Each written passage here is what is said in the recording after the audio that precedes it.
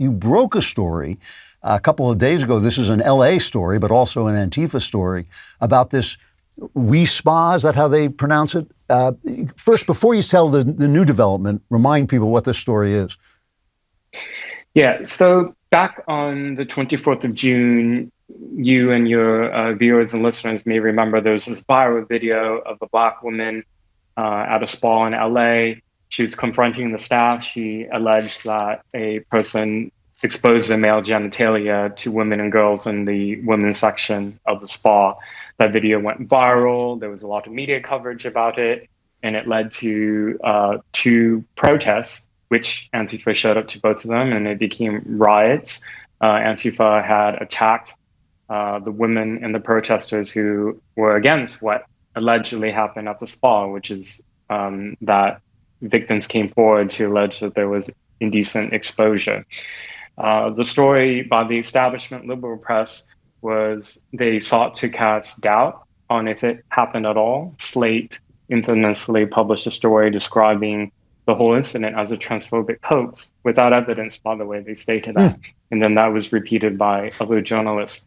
2 months, fast forward 2 months, I reported out yesterday in the New York Post that there were discrete charges from the LA County District Attorney on Monday of this week against a suspect in connection with the case. This individual has been charged with 5 felony counts of indecent exposure.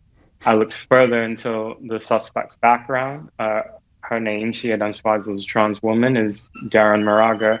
She is a registered sex offender in California. She has 2 prior convictions of indecent exposure.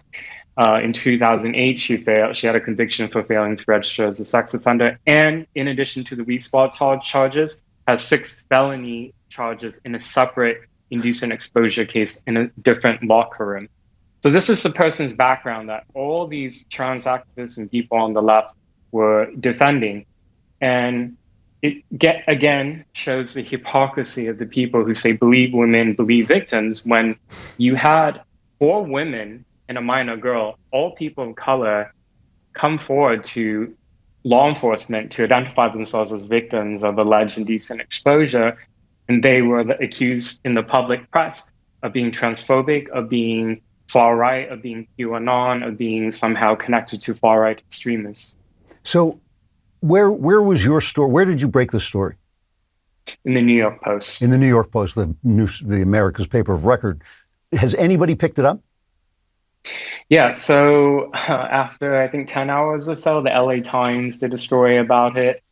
Failed to mention, by the way, that the suspect's a registered sex offender. It's been picked up by other press places now. LAPD overnight did release a statement confirming everything that I had reported, by the way. I think another layer of analysis you have to bring into here is that there hasn't been a reconciliation between how best to protect women's spaces and also to protect the rights of people who are transsexual. The militant trans activists for years now have sought to strong arm their way through this, either through intimidation or violence, literally at times, forcing through these laws about that anybody who identifies however they want through their gender expression can enter any space. And then you have cases like this who are squashed in the press. And the LA Times and the other papers of records would not have investigated this if I didn't break the story and force them to. By the way, I should mention that I did interview the suspect who's been charged, and she does deny the allegations.